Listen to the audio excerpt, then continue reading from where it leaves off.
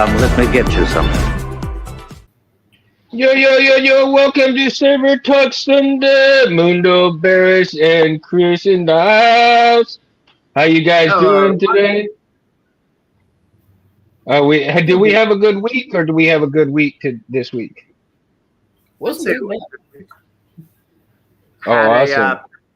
had practice with the Saber Legion yesterday. I feel like I'm realizing that I have more of a strength in doing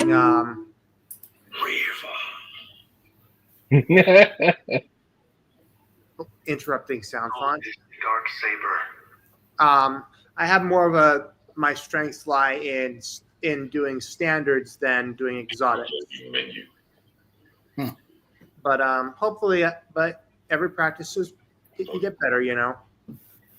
Oh yeah.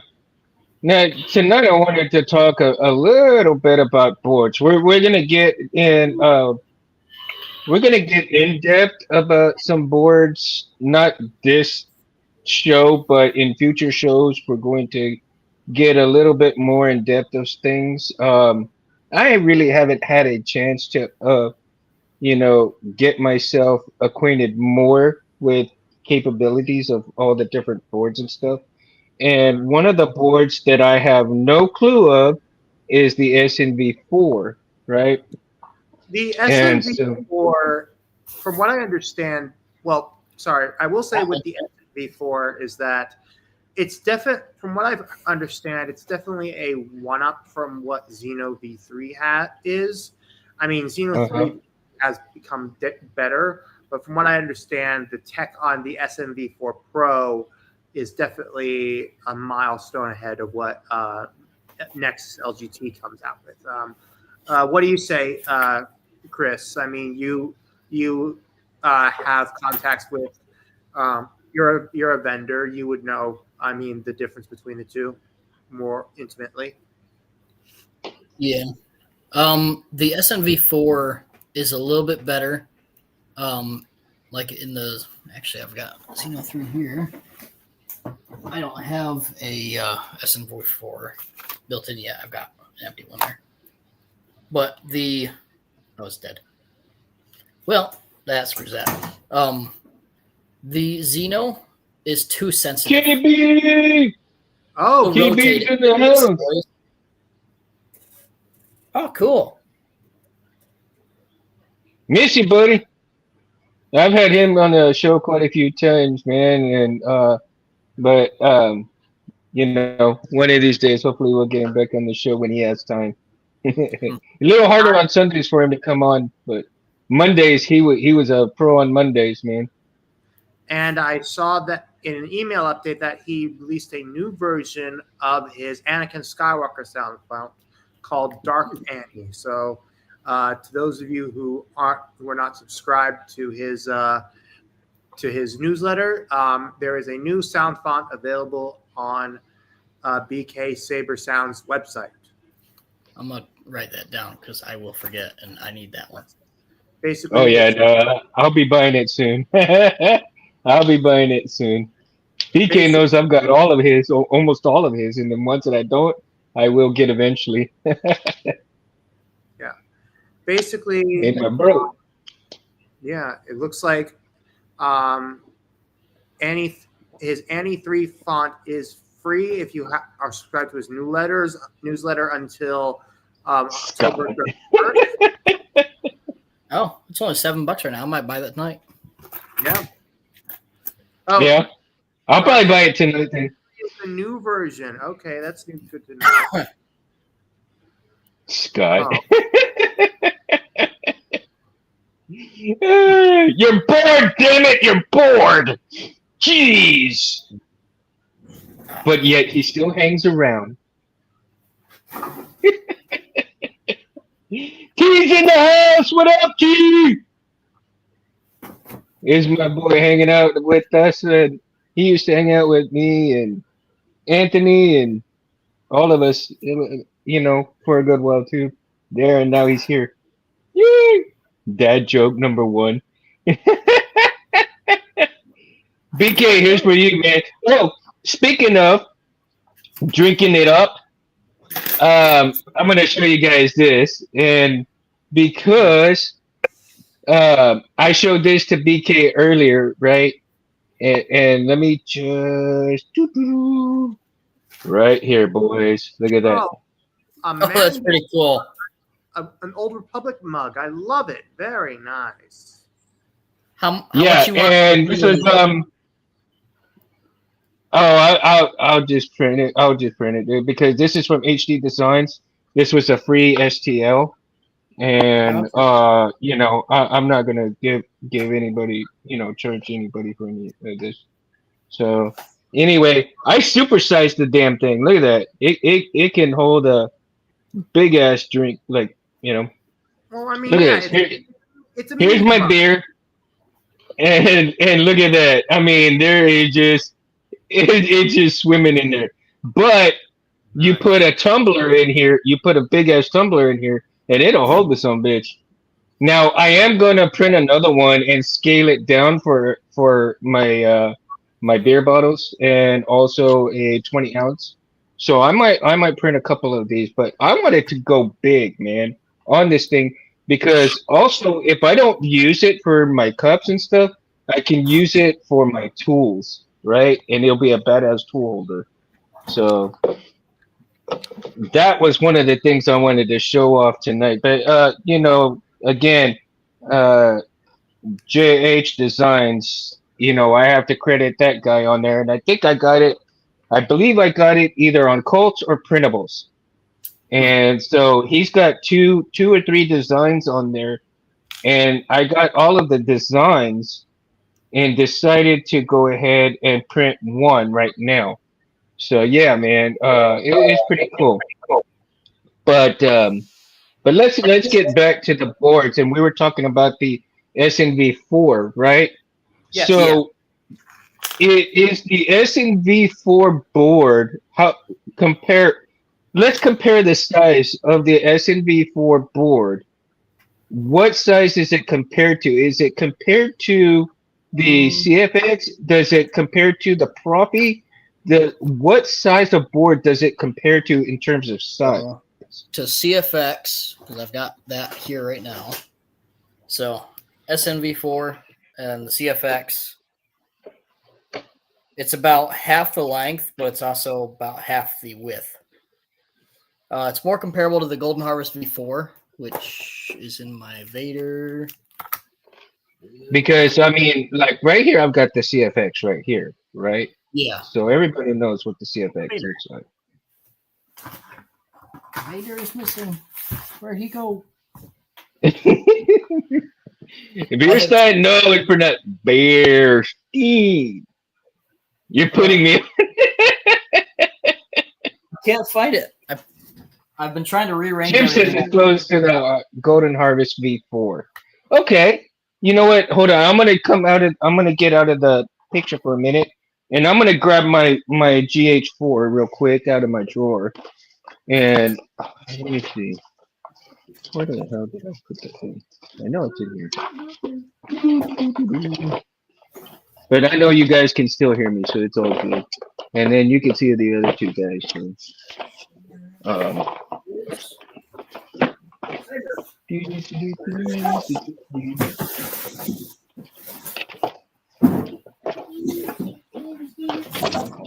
know it's in here.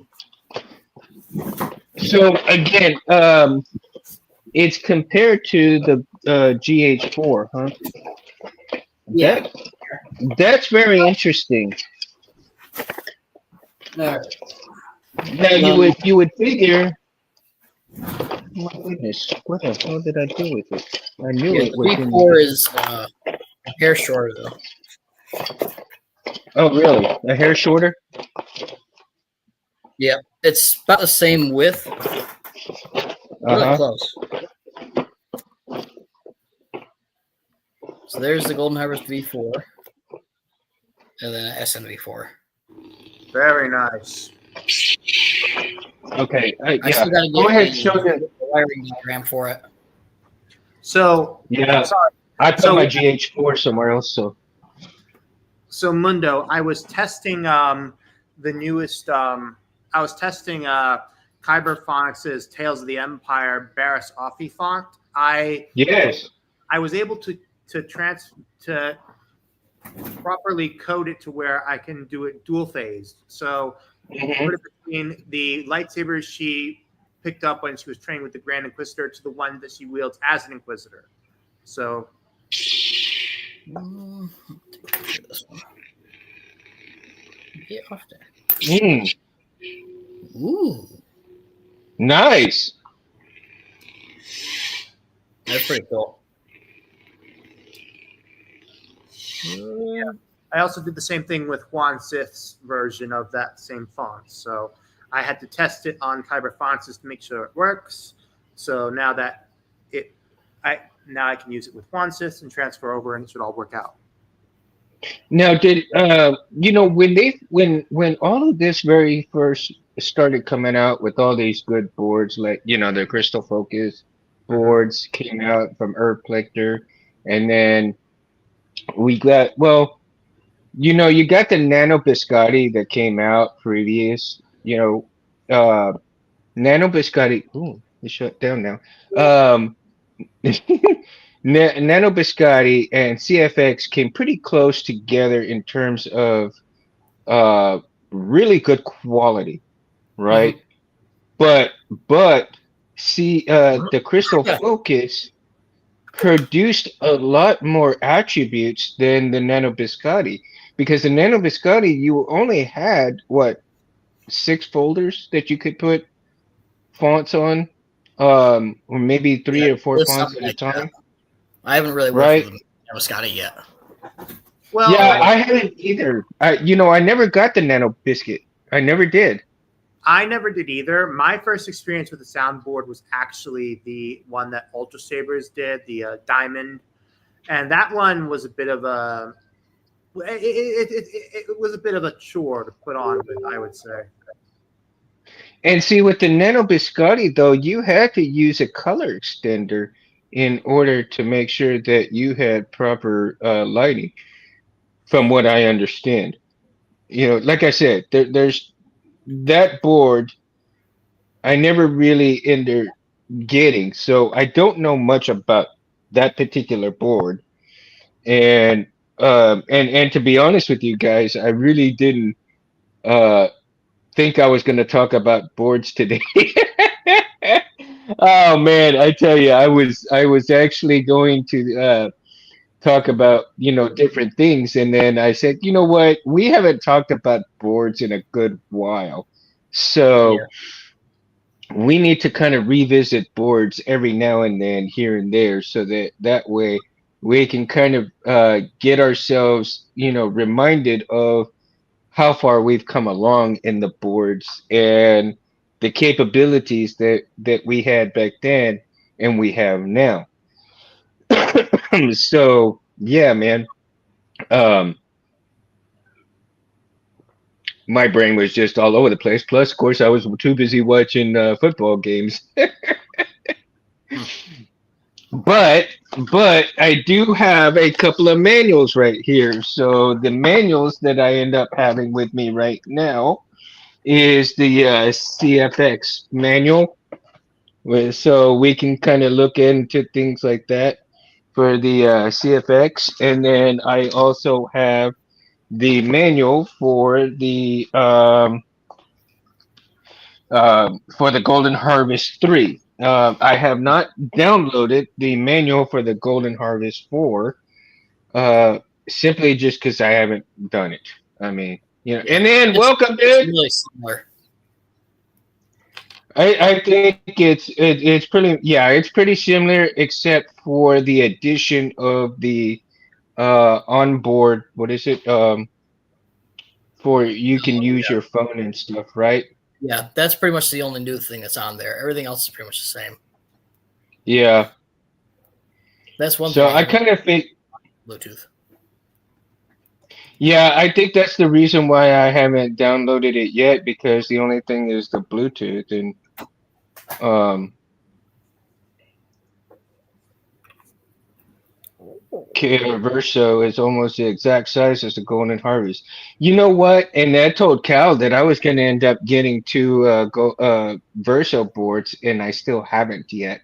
But next year, I think next year I'm going to uh, concentrate on getting a few more boards because once I get my other hilts in that that should be enough buying hilts for a while until I get these all wired up and working and everything. Because I do plan on selling one in the new. Well, actually, I think what I'm going to do is eventually sell this one, and get it after I get it all done, said and done, sell this one so that I can buy a couple of hilts from the TCSS so that I can start building those and selling those to get other hilts that I want to acquire for myself. So, and then you guys know, I do have to mention that my wife had bought me a KR Sabers Kiati Mundi, right? Let's see here. So, I got it in. It is the KR Sabers Kiati Mundi that my wife got me for $85. Oh, yeah. 85 bucks. Wait, let me see. I can't see And let me see the pommel. I can't see the pommel. The pommel yep, is the is there a pommel. pommel? I got I got the pommel off. Oh, My apologies. Let me put it on here right now. very nice. Yeah. And it's kind of weird though. I mean, it's kind of weird. I mean, there's so much room in here, but what I found is that with the way that things are, there has to be a channel when you do a chassis for it. There's gonna have to be a channel that goes for these because these two right here are buttons. You can utilize these two for buttons, right? And I've seen people use this one to light up. So I'd have to purchase a light to go in here so that it'll light up and figure out how to do that with a removable board. But if I don't put a removable board, that might be okay. And so I'll figure something out with that. As well as this piece lighting up as well. I see a lot of people lighting up this piece Yeah. right here. Hmm. Now, there are one also- thing There are also I some do people, know. Sorry. Hmm?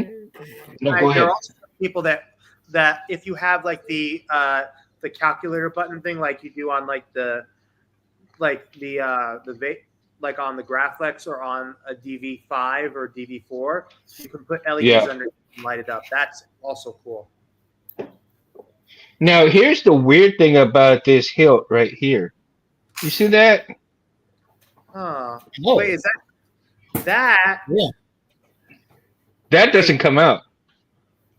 I think I might know what that. I'm not certain, but I'm pretty sure that is. Have you tried like loosening it, like rubbing your finger, like trying to like undo it? I've tried, but I don't think it comes out. I mean, I wonder if it You does. can always message If Cal. it does. You could always message KR Sabers. I'm sure they'd be willing to ask about it. Yeah. And if in fact it does not come out, My guess I'm is okay. I might be okay with it because I'm not going to drill into this. Well, would feed the wiring. drill out the hole. You could feed the wiring into it to where it would. Well, yes, but I don't see. That's the thing. I can, but I don't want to do that because what I'd like to do is, if possible, if this does not come out, I want to see if I can make an adapter that goes onto here that covers the threadings, but has similar threadings on it, right? So I can thread it back into the hilt but it has a part for the PCB, and Hmm. um, so yeah, I'm probably gonna have to talk to Cal about it. But more than likely, if not, what might also another idea for me to do would be to make a small adapter that goes right here. Just drill two small holes for some very small screws, and then make a PCB holder that screws into there, and so you'll have the PCB that's kind of sticks out right here, and then when I put it together, then it'll touch both PCBs together, the pins and the PCB to ignite everything together. So that's just one of the ways I'm thinking of doing that. But again, like you said, to go ahead and talk to Cal and see what he recommends. Because another thing would be to, if that doesn't come out, is to drill it big enough to inset a PCB holder. So that is just part of things. And but the Verso. Let's go back to the Verso board, right? The Verso was supposed to be is a beginner's board as well, and then through time, Cal has updated it to do more things. I guess as much as the Golden Harvest 3, right? Yeah. So I don't know how much of an update that he's done to the Versos at this point. Yeah, thanks, BK. um, Just in time. right, just in time. BK says he needed that. Yep. um, I feel you, dude. I feel you. And so, again, the Verso, I don't know how far along it's come because I haven't really kept up with it in terms of all the updates. Because how often do updates come onto the boards? Like updates on boards are what, like every 2 or 3 months, maybe? Yeah, I'm not sure. How, I haven't been following the updates as much. no? Okay. Barris, how often do you get Profi updates?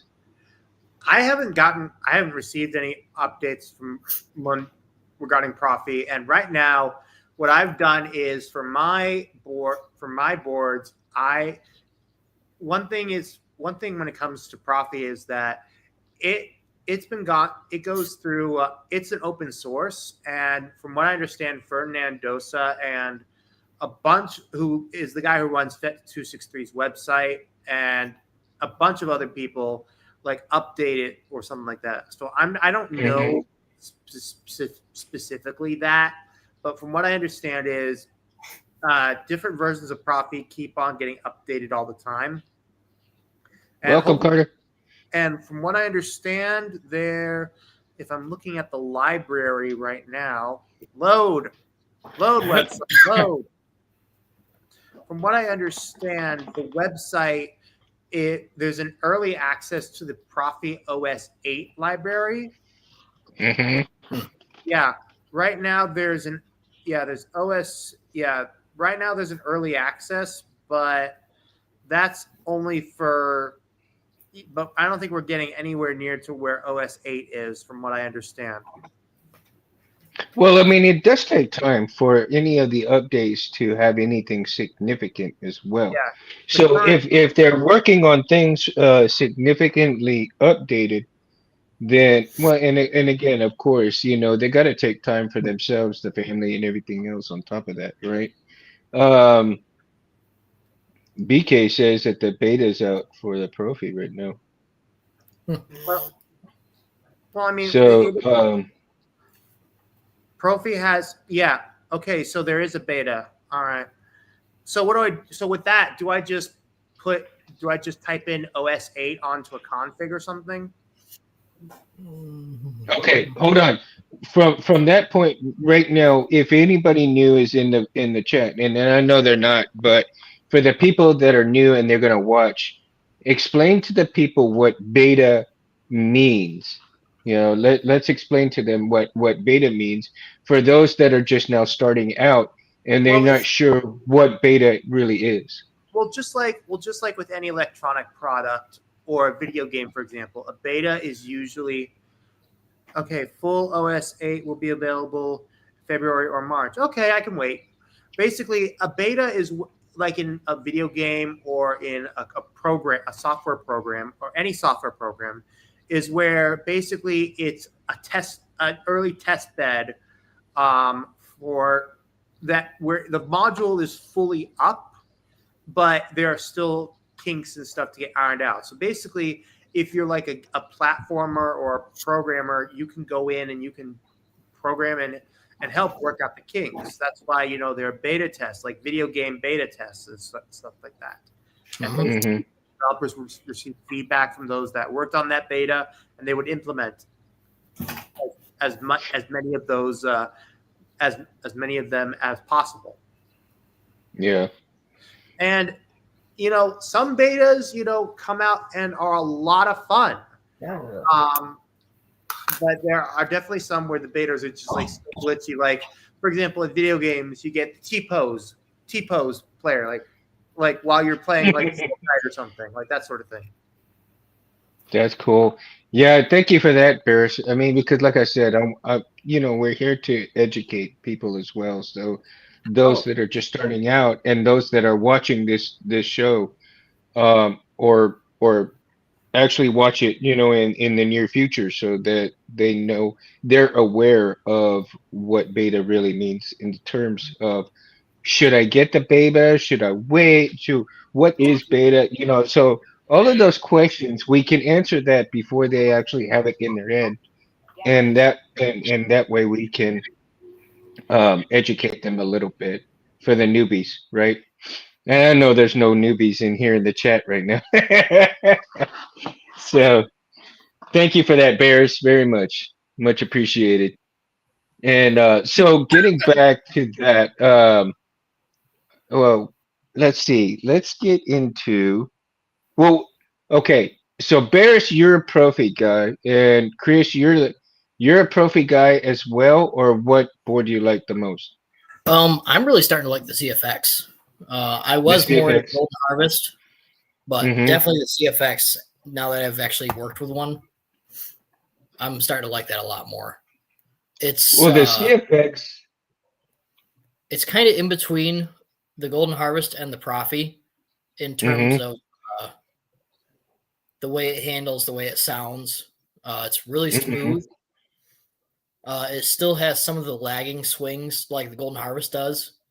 So not quite as the Profi, but it's still easier to use than the Profi. Right. Especially if you have the configurator on your laptop or computer. Yeah, and I like the ease of how you can load up your sound fonts on there. Oh, those are just drag and drop. But to get the blade effects, you have to use the configurator or mess with the config. Yeah, the blade effects. See, and I still haven't really done that. I haven't really messed with the blade effects too much, especially in the config. I downloaded trying to figure out how to get colors. Because when you download the blade effects, they have a standard color with that blade effect, and it wouldn't change on the configurator. So once I power that back up, I'm going to see if it'll change with the spectrum. Yeah, I think, and I think with certain sound fonts, I think the color should stand with that type of font, right? Yeah. Like in character, let's say Luke, he's either a green or a blue, right? Yeah. Now, whether you choose to have a different kind of blade style with that or a solid blade color, um, remains to be seen. But I think that the the, the blade style as well as the color should match the font. Yeah. But we'll talk more on that later on in another show. Um, Right. but in the configure, like you were saying, a lot of people would have to mess with that in the configurator and the Yeah. config in order to, because they can't just put uh put that kind of configuration in the file and then forget about it, right? They have to Um, tweak it inside. they usually have to tweak it depending on where you get your font from. A lot of them will actually come with a blade effect. Mm-hmm. The ones that are preloaded, if you get the board by itself that you solder together and everything, that had no effects on it whatsoever. It was just that steady flicker, and that's it. We didn't have anything else downloaded. I had to download all the fonts or all the blade effects that I've got on it. And there's a lot of areas that you can go in order to get, blade styles. A lot of places that you can go to get the configs Yeah. for whatever sound font that you're looking for, right? Yeah, there's a guy, And Nathan Donovan, who does it. crystalfocus.net, right? Yeah, that's where I get all mine. Yeah, crystalfocus.net, man, makes some wicked configs for They make the some uh awesome the ones. CFX. They had And then a tricolor blade that I want to try. That looked really cool. Wait, tricolor? Yeah, Interesting. no kidding. because I know they had the dual color. You could change whatever color you wanted it. But I saw a tricolor in there. I might try that one. Maybe see if I can do a red, white, and blue font for 4th of July. Yeah, there's a guy called Nate Donovan that has made some incredible Profi blade styles, and PK mentioned in the comments. But I think they are definitely pretty cool. Yeah. So if anybody was looking into the okay, so let's go with sounds, and the sounds are stored as WAV files, right? Yep. WAV. And Yeah. so if anybody is following along, if they do have the manual on page 19 in the manual for the CFX, under the SD card contents, it says sound banks and sound slots. Sounds are stored in WAV format, 16 bits, 22050 or 44 100 samples per second. Now, the WAV sound files must comply with the format above or they will be skipped during the boot, possibly leading to sound gaps or disabling features. Now, that I know is pretty significant because when you are putting in sound fonts also, and I think that if you don't put certain parameters in there, it tends to skip those kind of fonts, right? It'll skip a font, they won't work properly. Or let's say that you put some quotes on there and you go through and your quotes don't even make it in there. So you're like, what the hell? I know it's supposed to do this quote or that quote and so forth. And so again, sometimes what ends up happening is what I've noticed a few times is that some of the fonts that I have or and done is that I noticed that when I look at the sound font and you get the quotes and they're numbered, right? But the very first one is actually not supposed to be numbered number one. It's just actually supposed to be by itself without any numbers. I haven't had issues with that because I usually put quote 1, and I've not had issues with that. But that's on the Profi board, or is that on the CFX? CFX is a little bit different. Yeah. Each one is different. I will say though that but sometimes you have to make sure everything is correct. Otherwise, you're just going to get an error in font directory, directory, and it sucks. Yeah. Like having to go over it's. I heard. Yeah, the Profi's a little bitch sometimes, man.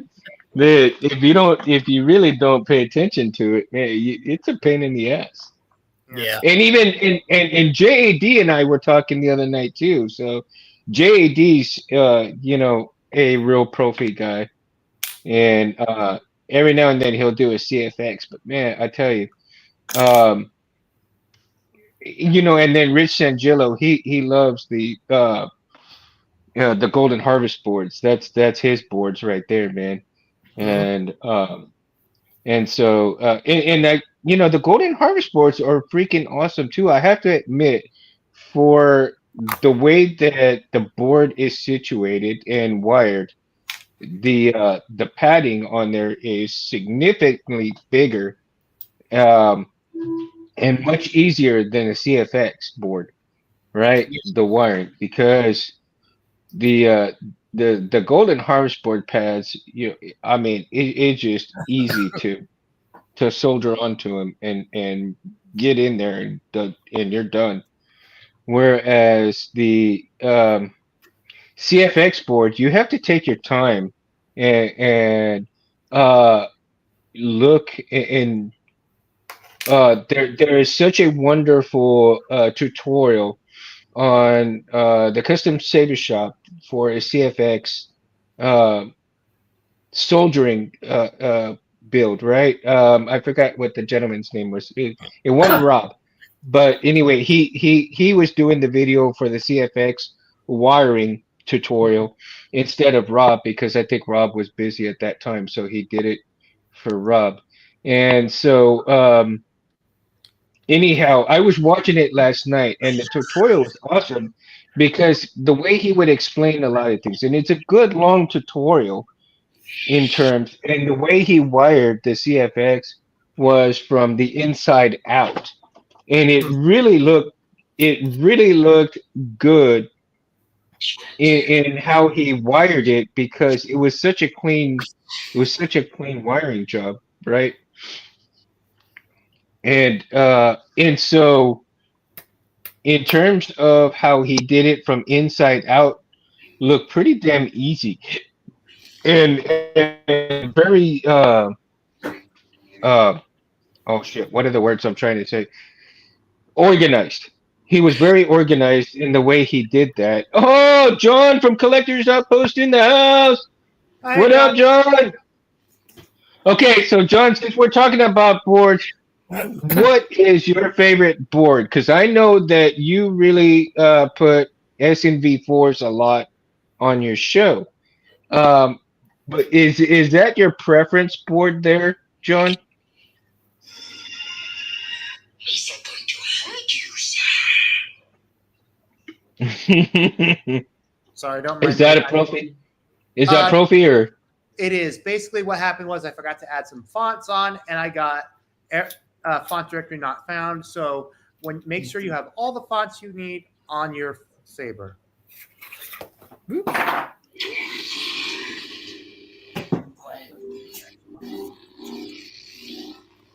Yeah, I would say so too, Jim. I have to agree with that, man.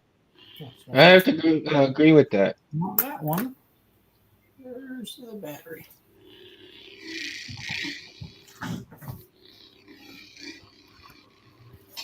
I have no battery. Where'd it go? Yeah. That one died on me. John, I gotta save up for one of John's hills too. Oh yeah. I want that shadow foil. I want that shadow foil that he has. Yeah, it's very nice. Yeah, I've been seeing a lot. I've been seeing a bunch of sabers that have been and I saw one recently. I think it was a Goth 3D design chassis for a shadow foil props Kenobi ANH, which was very beautiful.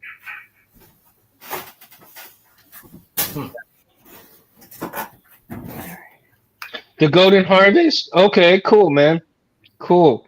Yeah, I think the Golden Harvest has come a long way from what it was, and now that it has the Bluetooth capabilities, it's that much better as well, right?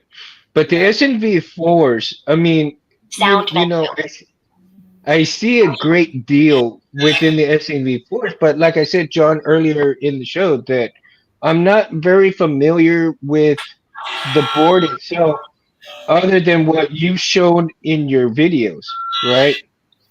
Because I haven't taken the time to really Sound want menu. to know the board itself, and so this, like I said, this next year, I want to go ahead and concentrate on buying some more boards. Uh, can we turn the volume down on that, guys? Because Sorry. that's kind of interfering. Yeah.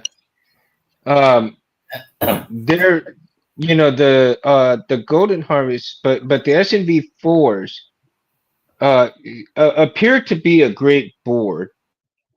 But like I said, I really haven't taken the time to really learn that board because I really don't know if I want to deal with that board itself.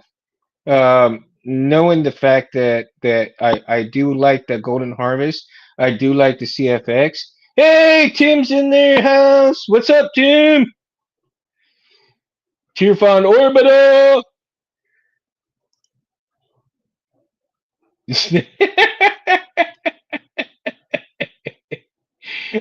BK.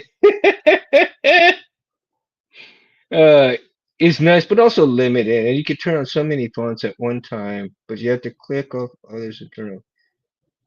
See, that's what I'm getting. See, when I watch your videos, John, I kind of get that fact of the board, and it kind of turns me off when I see certain things like that because it's tolerable, but it's not so much favorable, right? Tim, It's pros and cons to every board, you know. yeah, there is. Tim, so what? Now that you're here, dude, what is your favorite board to work on, and the reasoning behind it? Because a lot of people like the GH4s and the GHs, but and then there's a lot of CFXs. I see you work quite a bit with CFX and Profi though, right? So your preference is Profi from what I've watched in a lot of your videos. Am I correct on that statement, Tim?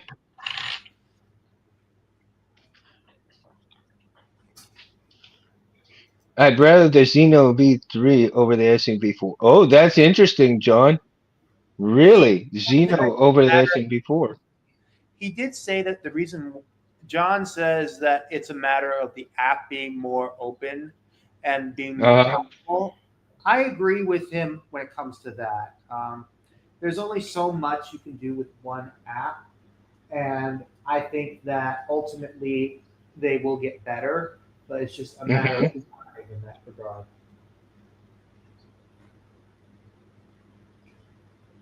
Wow, cool. Do you think eventually that those two boards are going to ever come neck and neck, or do you think um that eventually one may phase out the other? I think personally, maybe they'll come neck and neck. I do think that there might be some occurrence where it wouldn't be uncommon for a third party developer to get a hold of both boards and possibly Mm-hmm. create a better one out of the two of them. But the problem with that is it couldn't be sold on open market because of all the copyright stuff. And I mean, it's not like China can sue the guy if he's all the way here in the US, but who knows, honestly. But it would be great to see. It would be great to see both of them reach a peak of that. But I will Do say you? for V3, I own an RGB Xeno V3 core that I use for my scrapper hilt for Saber Legion, and it works perfectly for that exact purpose. Mm-hmm. Do you see any boards getting phased out due to the popularity of these main boards? I Um, would say as, Nano Biscotte definitely is not as popular as far as between CFX, Golden Harvest, and Profi. Like I would say, besides Xeno and SNV4, which is mainstream, Mhm. Golden Harvest, CFX, and Profi are like the big three in this regard. Yeah, do you also think, look, Chris, is for you as well as anybody in the chat. Do you think the ease of the sound fonts uh, going into the hilts and stuff, it is super easy right now. Do you think they're going to get any easier in terms of being able to put them onto the board, or do you foresee that it's just going to stay the way it is and stay constant that way? Um, Um, I see it getting a lot easier uh, with the way that Dimitri's going with the application for Profi. I mhm, think he's also adding a font configurator, so you can just pretty much drag and drop them onto the Saber, or not really drag and mhm. drop, but download just like you do with Xeno directly from your phone onto the board. Yeah, And then they'll I give like you, the fact that you can just drop and drag. Drag and drop, right? yeah. I'm all backwards. Of course, my damn dyslexia is even in my voice. So anyhow, I'm all backwards. Uh, Dragging and dropping your fonts. Do you think it eventually we would not have to label them in terms of 1, 2, 3, 4, 5, or do you think that eventually maybe we will have a system in place where we can just name them, and in by naming them, it automatically becomes the number that you name, right? Um, Because no one font is the same. yeah. Xeno with the V3s, they do that. When you download them directly Hmm. from your phone, it automatically puts it in the next number slot. Hmm. But it takes like 25 minutes to load from your phone onto the Saber. So let's go to sound slots, right? So again, I'm reading on. Let's go to page 20 here. We were on page 19 a while ago, but I just turned it, and we're gonna do the sound slots.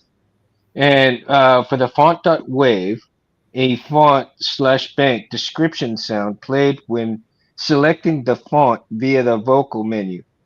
So then you have boot, power on F dot wave for the power on force, power off to the power off wave, and then you got your hum wave, your hums, your clashes, your swings, your slashes, your blasters, your lockups, your drags, and all of these are wave files. And if any of these become something different other than a wave file, it should be it pretty much won't work because all of these files, and we're talking about the CFX right here right now, guys. So if you're following along in the menu and stuff, but we're mainly talking about the CFX right now. And so the systeming, let's go into the systeming of the boards real quick because each board has a different, well, almost the same system because the Golden Harvest, the CFX, and both really are the same file system. And then the Profies, and I think um, the Profies and the SNV4s or whatever have you will are pretty much the same, right? If I'm wrong, please correct me on that. Um, Yeah, I believe they're I'm not. pretty put fonts and stuff on them. in the way they're configured. I haven't really messed with the SNV4 yet. No, you haven't. Okay. I mean, I haven't, so that's why I'm asking, and I'm pretty sure that the SNV4s are pretty close to Profi configurations, right? Charlie's in the house. Have a good workout, Charlie.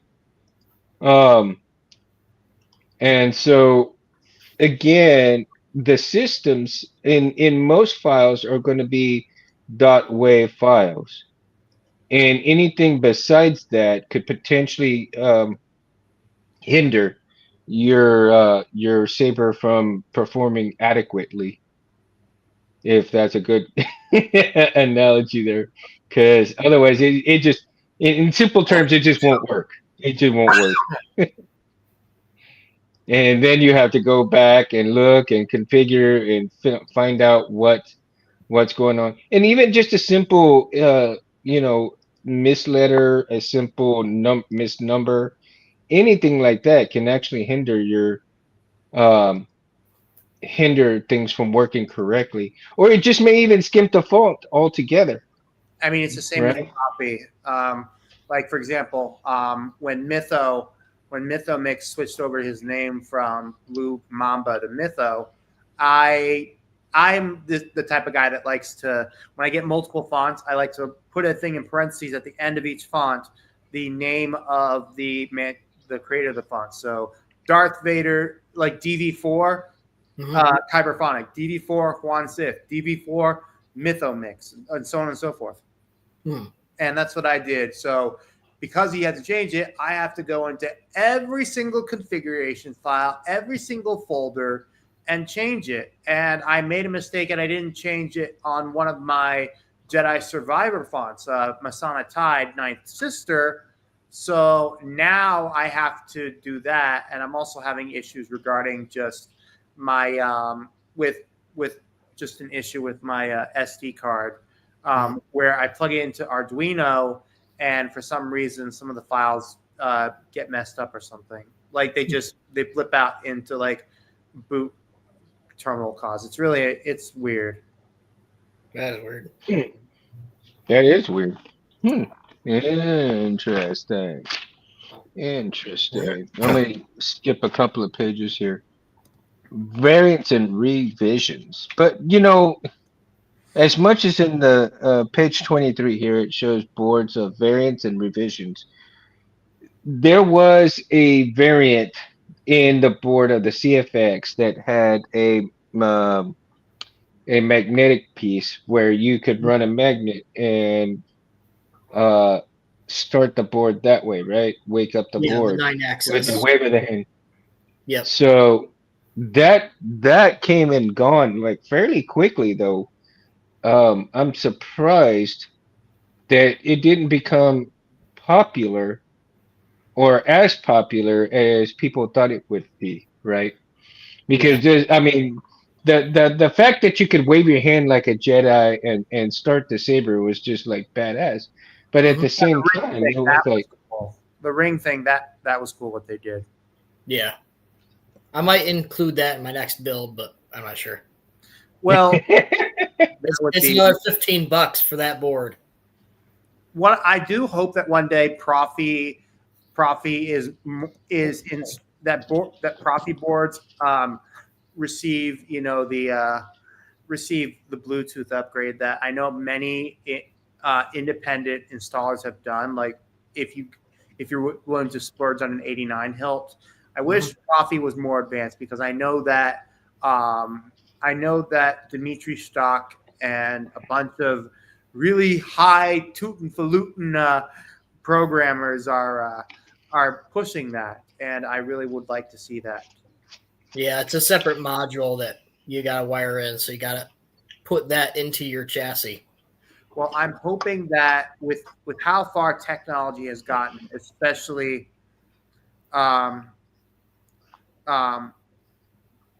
with how far technology has gotten, especially with it, I'm hoping that maybe a Bluetooth module can be installed onto the Profi board itself, just as they've done with Xeno and SNV4. I mean, it's possible. The work just needs to be put into it. Ain't that right, Dougal? Mhm. So okay, because I'm not so familiar with Profi, Tim, and you guys that are familiar with Profi, Profi does not have a, deep sleep mode, You correct? can program it. You actually can You have to program. program it. Yeah, there's a thing called okay in the config. There is something called um, the sign is it's called def, hash hashtag define space idle off time idle underscore off underscore time underscore time 30 asterisk star 2 asterisk star 1000. God Basically, damn, that's a lot. basically what that does, it means you can be able to the middle number 2, that is how long it will go off into idles. How it'll turn off and go into sleep mode after so long. So, for example, mode Um, timeout, it would be 15. It's at number 15, so that means it would. If I left my Saber on for 15 minutes and then after 15 minutes nothing else happens, it would just turn off. mhm.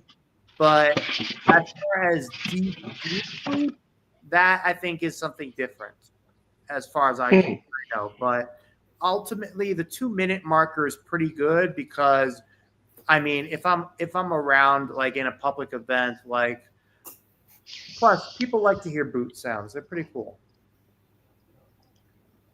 Yeah, Oh, I like to hear boot yeah. sounds. I Oh, do.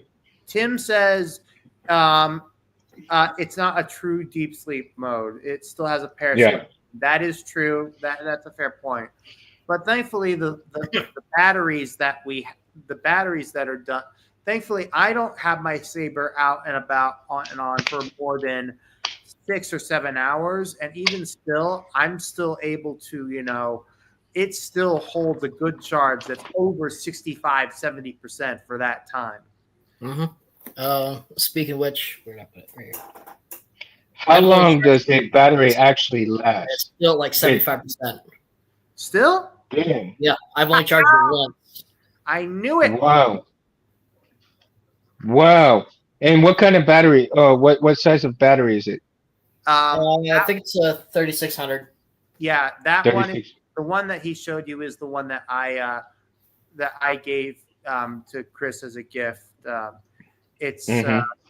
and it's signed by Roger Christian. So, Mhm. but Oh, that's awesome. it was weathered by Lucky Sabers to look more like the prop. I hope when my Obi-Wan ANH from TXQ comes in, I'm hoping to send it and have it look more like the Elm Tree Death Star prop, which either Sith Slayer did a version of. Yeah, but it's pretty cool. Let me look real quick and see. Yeah, me and Scott were talking about weathering earlier That's because I'm thinking about cool. weathering that Starkiller a little bit more and getting some rust on it because he was Mhm. asking questions about it on a couple of the Facebook groups. So me and him are kind of brainstorming with how to do that. Yeah, see, Well, this that's cool. that is Ooh. the Elm Tree I don't really- Death Star look. Okay. Yeah. Oh, wow. It's basically a combination look of what it would look like from the Tunisia Mhm. show. I would say that if it were done, it would be more of a combination between Elm's Tree and the general idea is for it to look with this next iteration to make it look more like a hybrid between. And here's the Tunisia style one. Let me get you a little up and closer here. There we Yeah. go. I mean, each prop that was used was definitely done in its own right, and I think the Mhm. weather may or may not have been intentional, depending on how it was. I mean, Right. I don't remember if I asked that of Roger Christian specifically, but I think a combination of all the different weatherings for the Kenobi definitely would give it not only character but also show how like unique it is of a prop. And the one that I just showed is actually a Roman props Mark One. So Now, correct me if I'm wrong, but the CFX you do have to buy and wire up a separate Bluetooth module, right? Correct? Yes, you do. Still at this point. Yep. Would you guys also in the chat like to see a CFX have the Bluetooth module embedded into the board itself? That would be pretty cool. I think that would be awesome, man, because you wouldn't have. Go ahead, Chris. Oh, I was gonna say it's not that hard because the Bluetooth modules are really small. Like they've got it built into the Xenos. They've got it built into the new Profis, the Golden Harvest V4. So it's not a big component. So they could put it in And it's not a little bit longer or something. And it's not proprietary, is it not? No, I don't think it is. Okay. I don't have a Xeno board on me. So Tim wouldn't have a problem putting it, or you know, they wouldn't have a problem putting it into the CFX, right? I don't think they would. I can't really see it on this side. It's on the other So side. I'm surprised that you would have to buy a separate Bluetooth module in order to go that route for Bluetooth in your hilt. Yeah, and it's a decent sized piece of hardware too. That you have to put in it. So it takes up quite a bit of real estate. You either put it underneath the board or you put it on the opposite side of the chassis if you have room for it. So a lot of guys, they'll put it in, like say I was going to put it in this one here.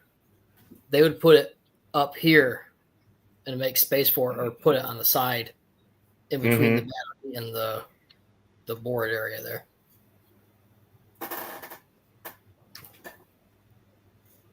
Because in doing so, that would open up a lot of real estate on the chassis actually, to put actually more greeblies if somebody decided to have more greeblies onto the board itself, right? And also to incorporate a crystal chamber that that a Bluetooth module would take up that room.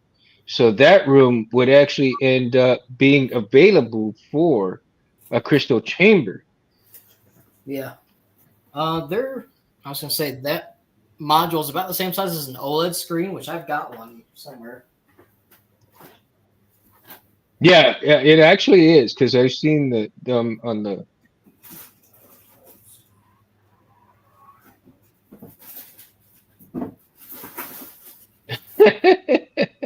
Mo, what up, Mo? What's your preference, Mo?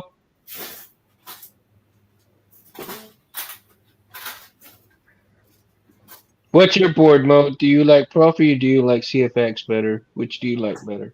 I will say, let me just say that with Profi, I very much do like how there's so much more versatility when it comes to blade styles. Like, for example, I don't think I would have ever known the Kyber corruption thing from the Acolyte series could have ever been made into a blade. If it wasn't for Profi, I would have never been able to do that. Well, you know, one of the facts that I do like about the differences in boards is, like you said, that every board has something else to offer, right? Now, eventually, I think eventually a lot of the boards are going to have some of the same features and everything. But when it comes down to it, later on down the road, the popularity of certain boards and pricing of certain boards is going to determine the not only the availability of boards, but the abundancy of boards in terms of popularity, right? So let's say CFX right now, you're paying about $100 for the board, basically, Yep. because $89 plus shipping, you know, gets you about $100 for the board. And then whereas the Golden Harvest board is half of that.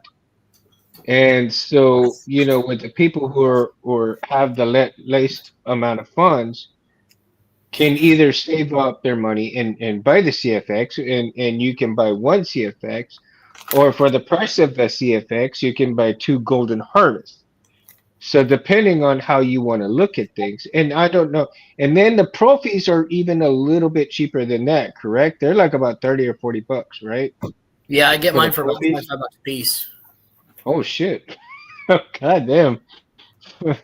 For that, I can buy like four boards, man, and not worry about it. Jesus. Yeah. If you want some, just let me know. Yeah, well, I need to learn them. I do need Yeah. to learn them. I have a Profi 1.5, and I Mhm. need to learn. I need to actually learn how to wire it up and work on it, and just learn. Get I'm my head out of my ass and learn it. You know, I I'm need hoping to. that Coffee 3.9 There's an becomes. OLED there. That's the Yeah. same size as the other parts there. I'm hoping that Wow. Coffee 3.9 soon becomes the industry standard because it has more memory. You're able to hold so many fonts on it. I mean, and also as well as different blade styles. Like hell, my DV5 has a Profi 3.9, and I have like over 20, 25 fonts, I think, and it only takes up about 60% of the memory bank.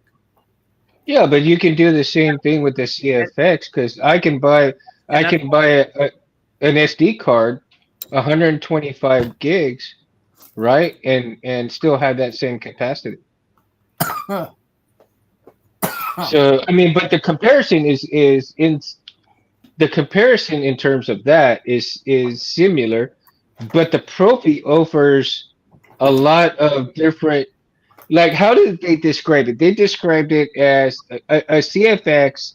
You're buying a car and you get whatever features comes with it. Whereas a Profi, you're buying a car, but you can customize the shit out of it any way you want to, right? Is that fair? Yep. Is that fair enough? It's like buying a Honda Accord or Civic. You can put so much into it. Like there's no end to the possibilities.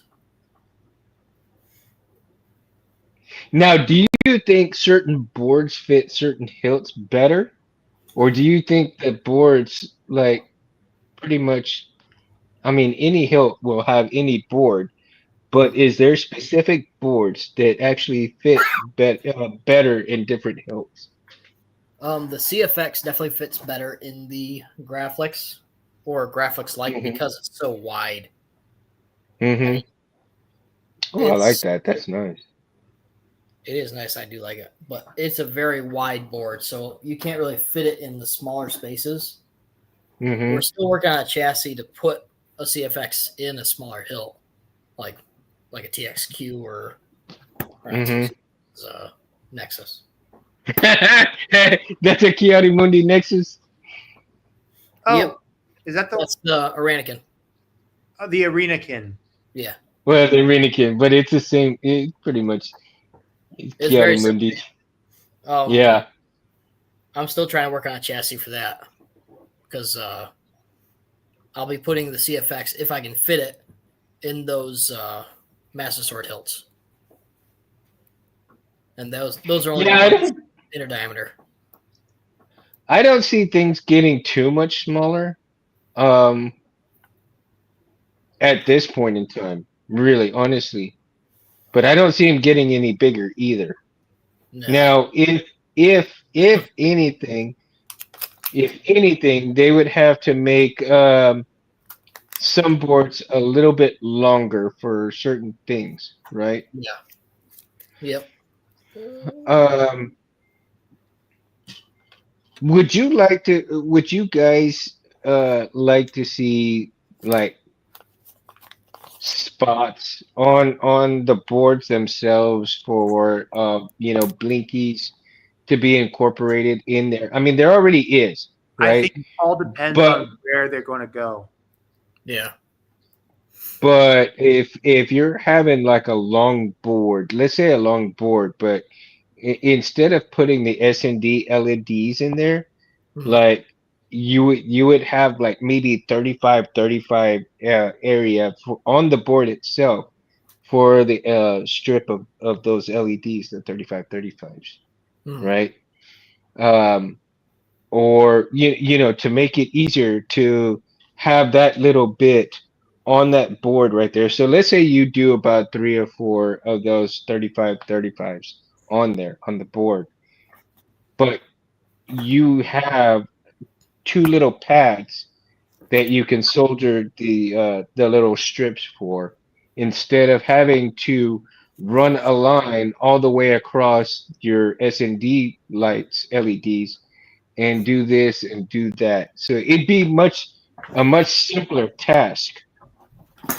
Or maybe they maybe provide a strip of the S&D already soldered to a little strip and you put it on the board itself, right? Yeah. I would kind of like to see that, you know, on it if you're looking for the blinkies that go onto the board. Mhm. But nonetheless, the SMD LEDs on the board itself works very well because those some bitches they are very bright. Oh yeah. They are immensely bright, right? I think the CFX has one of those LEDs in it. That's to let you know that you've plugged it in and stuff like that. Or when it first awakens, it'll flash a little bit. And so you got okay. So in the manual for the CFX on page 24, you have the sections and you have the little pads that have the accent LED pads. You have the LED strip out. You have the power drivers. Um, you do have the onboard LED drivers pads, and then you have your V 3.3 volts pads, your grounds. You've got several grounds on the pads of this little board, right? Yeah, you do. You've got quite a few. So, so you can distribute all of that power amongst all the different ground pads Hmm. and spread things out as well as have the pads for the different blade systems that you can put, right? Because if I'm correct, you can put how many blades? Like 6 blades or 5 blades, something I like think that. I think it's 6 auxiliary LEDs for the CFX. Mhm. So let's see. I think it's the same for the Golden Harvest V3 and the V4s. You can add 6. Yeah.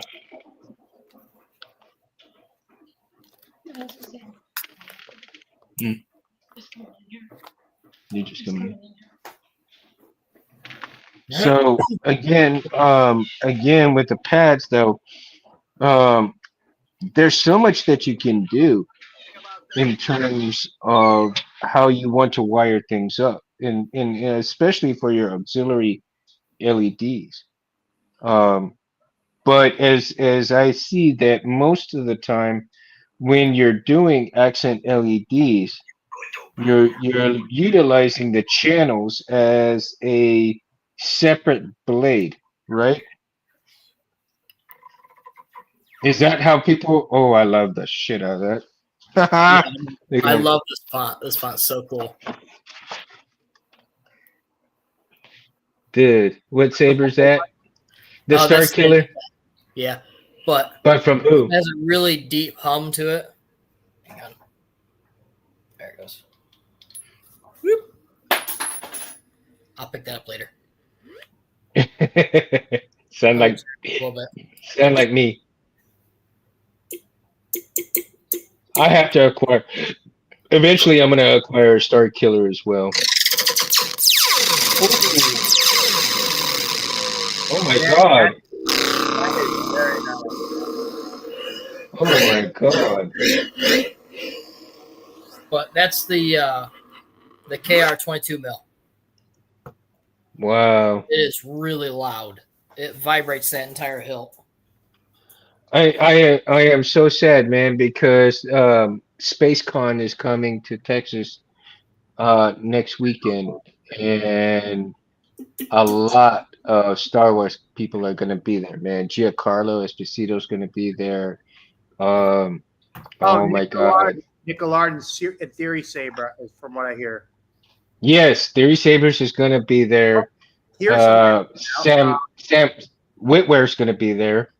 I found Um, that Theory Sabers is releasing a special saber based off of Nick Allard's stunt saber that he used as Syndraulic with his cameo from Revenge of the Sith.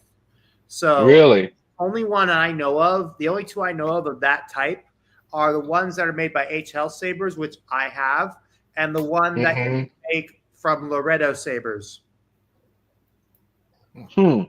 So I'm hoping that will be available as a profit as a saber from TXQ in the future. Out of there.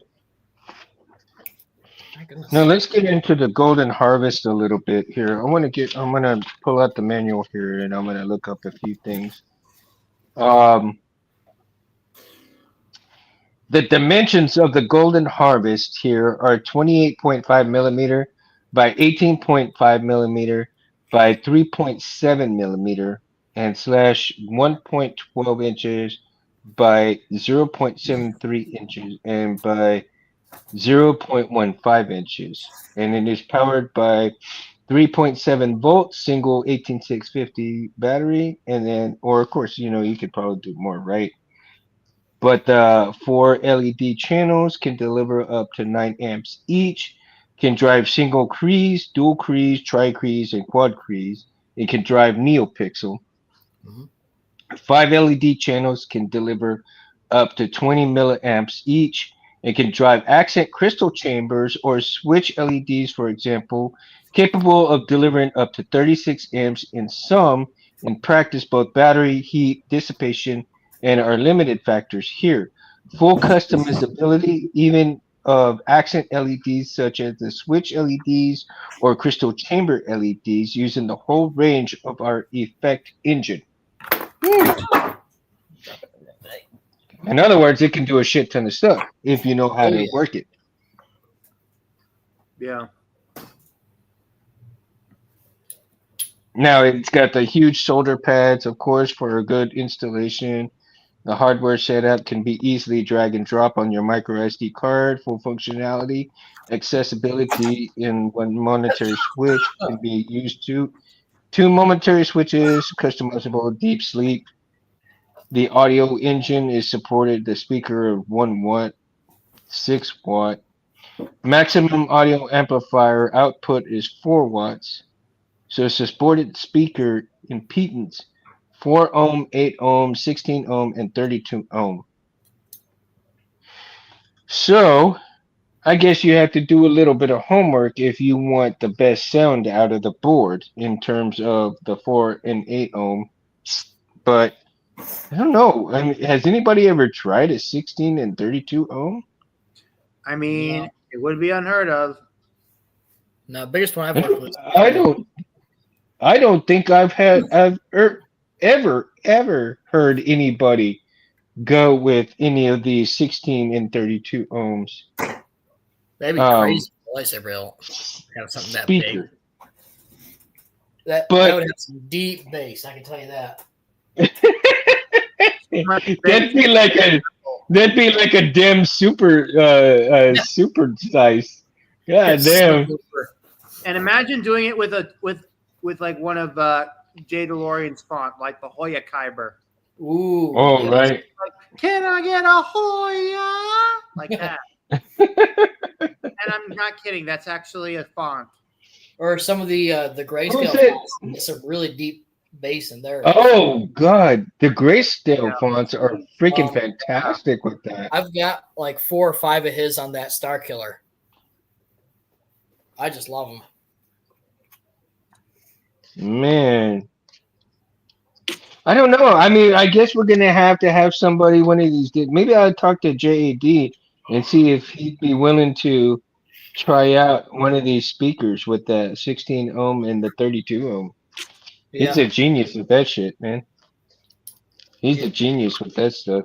You know, have you ever watched JAD's videos?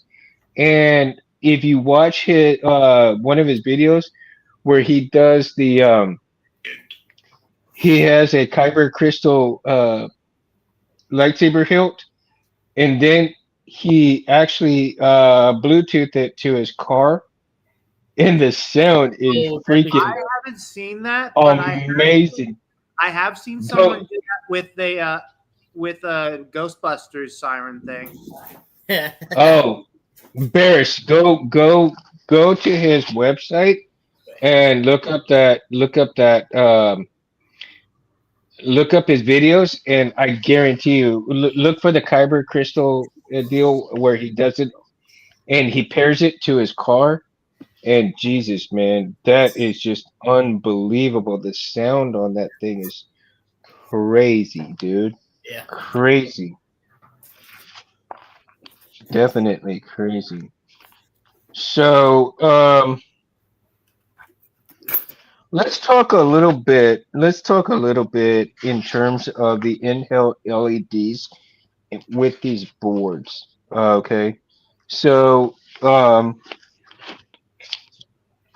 I would, I mean, everybody wants the NeoPixels for say in all of these boards, but the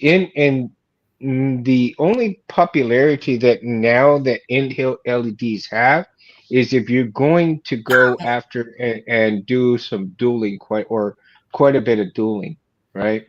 Well, the good news is with NeoPixel blades, they are getting a lot better. Oh They're yeah. a lot better in durability.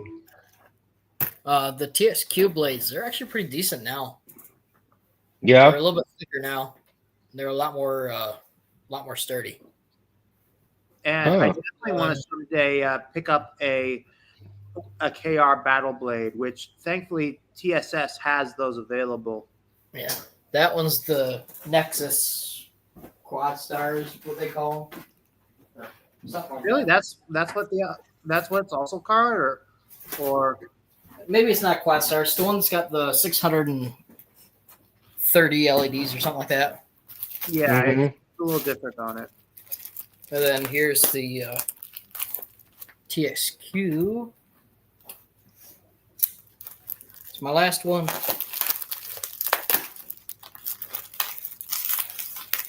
I sold the other two. Why is it so tight? Yeah, they're a lot more sturdy. Wow, look at the bend on that thing. They're pretty heavy too.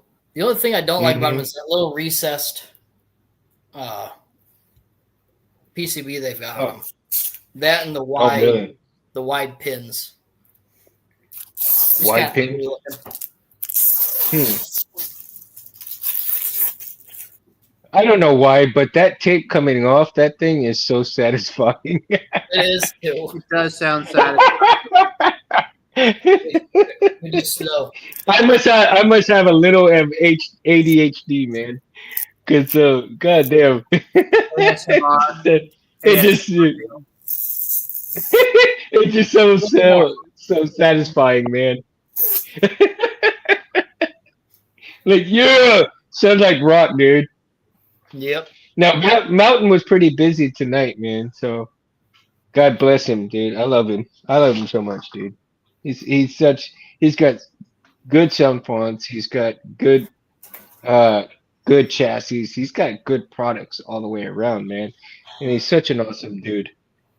So if you ever get a chance, buy some stuff from Mountain Sabers. I mean, you won't be disappointed with his products. Man. Send that away. Yeah, I just James bought is his such a stuff. badass guy. He had that free Halloween font.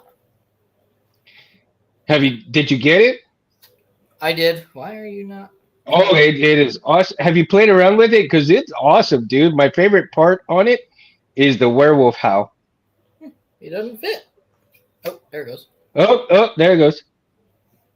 That's why I don't like the recessed ones. With the short pins, Yeah. it doesn't connect. Mm.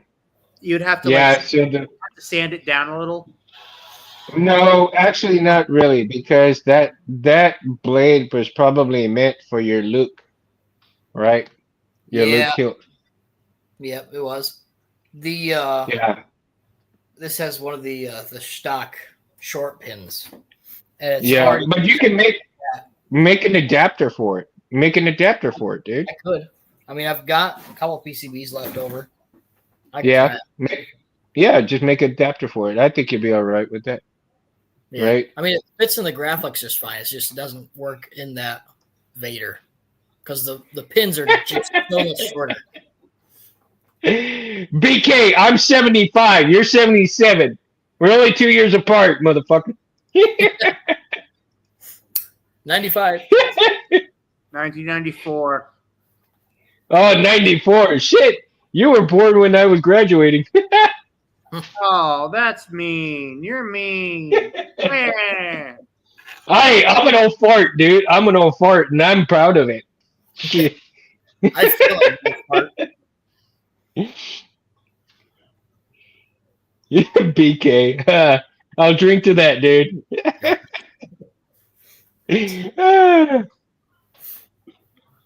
Barris, shut up. You know I love you. I know. We wouldn't be having this much fun if I didn't. Mm. So I gotta see if I can get some pictures of it. But my old manager from Walmart, he actually built a full vintage Graflex Exactra and everything. Very nice. It probably cost him about What? $4,000. Four. Damn. Oh yeah. What, And this was what did he use a Gothic? Did he use a Gothic chassis or what? it's completely static. What? Still has the bulb assembly and everything in it. Goddamn! For that amount of money, I wouldn't have a static shit. I told him, I said, I will install it for free just because it needs to have something in it. But Man. he likes his props. He's also a Doctor Who fan, so he's got a couple screwdrivers too. Oh, thank you, Chris, for reminding me, man. And I forgot to mention, and I told him that I would mention his name on the show. For the Chianti Mundi that my wife bought me, Dr. John Kaufman is the one that she bought the saber from. And so John Kaufman, if you watch this video, thank you very much, man. I appreciate it, dude. And so I told him I'd mention his name on the show for selling the Chianti Mundi to me and my wife. But, my wife's the one that got it. I got to give her the prop for it. Oh yeah. Because without her, I wouldn't have had the money for it. Yep. And then, of course, I got to... Oh, let's see here. Your hilt should be here, I think, Thursday from Jawas. Okay. Let's That's the Toranaga, right? Yeah. That thing's Yeah. beautiful. Oh my God, I can't wait to get it. But like I said, butt stuff. That's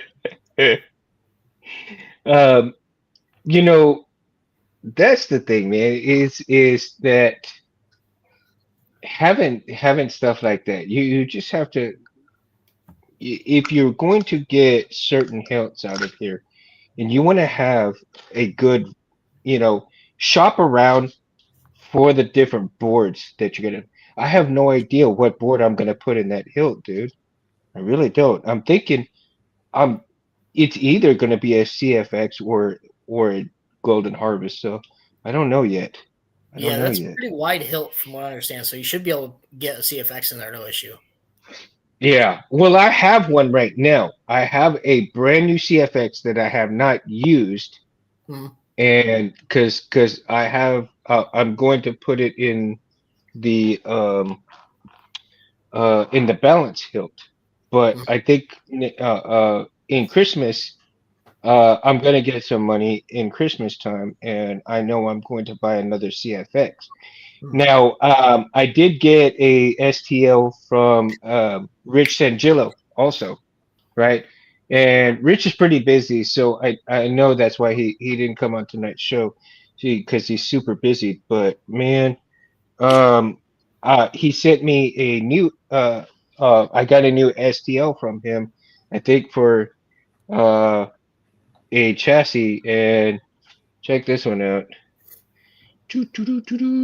I Doo-doo-doo-doo-doo. do like the design too. It's Oh, simple, but it's nice. yeah, it's like super, and this is for the GH4, Yeah. right? Are you gonna do anything with that chassis, like paint it or anything, or just gonna leave it that color? No, I think I'm gonna put gold rub and buff on it a little bit. I'm not gonna do too much with it. I'm Yeah. not gonna do too much. I don't want to do too much with it, but just enough to really have it. Ooh, that's too big. um, just enough to kind of put some accents in there and not leave it too plain. But it also has that little bit of room for a crystal chamber right there. And Oh, I've got a small enough crystal, quartz hmm. crystal to fit in there. And if I have to shape it and shave it down, I'm going to, right? I just got an order of quartz crystals. They should be here probably That's next week rough. sometime. I'll Hmm. probably have 10 or 12 of them. So if you want one, just let me know. Oh, I've got a whole bag full right now. Oh, But okay. yeah, if I do need some, dude, I'll get a hold of you. I'll let you know for sure. Alrighty. Right? For sure, man. Yeah, because that Now, one was like, let's get the evolution of the boards. Let's get into that topic a little bit here on the evolution. So we started with a crystal focus, but the crystal focus went all the way up to 10. And we had crystal focus, what I guess in the early days it was probably what, the 3, the 4, somewhere in there. And yeah, then from the 4, because the Nano Biscuit actually was actually updated to the crystal focus mhm. eventually, and then even though the Nano Biscuit stayed the same, you had the crystal focus that went up from 4 on a way all the way up to the 10. With each iteration came new technology. So the new technology became new parts of those boards, and then different features ended up, and then you had all these different boards coming out as well, right? And I mean, and then the Golden Harvest boards were born to bring a little bit of competition to the CFX and the Crystal Focus boards. Then from the Nano Biscuit to the Crystal Focus and Scott's boards, right, which were the Igniter boards. The Igniter boards were hell of a badass board from what and I still have mine from Scott, who did the Igniter boards.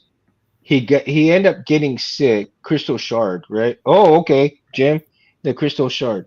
Oh, yeah, I But remember the shard boards. um, but the Igniter series of boards that Scott ended up coming out with was a really good board for what he really did. I mean, it was innovative every time he did something new to that board. It was in comparison to everything else around, and you really had such um a great run of the different boards. So the competition kept the boards at a decent pricing point at that point in time, because with the CFX boards, you were paying literally 60 bucks for the top of the line board. But Scott offered his boards, I think for like 30, 38, 40 bucks, somewhere around there. That's not Even though they were long boards, even though they were long boards, the amount of technology that he put into it and in the amount of stuff that you see that you could get, um, all the different stuff that you could do with those boards is crazy, man. And then when he got sick, he had to take off his boards off the market. I was actually fortunate enough right before he took them off the market, I was actually able to purchase one. Like as soon as I purchased one, they were like within hours they were off the market. That was crazy. yeah. So as a matter of fact, hold on, guys, just give me 1 second here. Where did I do with what did I do? Okay. I'm going to show you guys.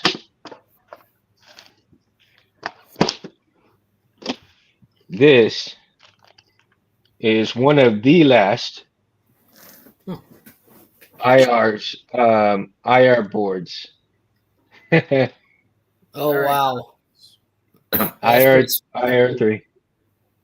This is one of the last boards right before he took them off the shelves.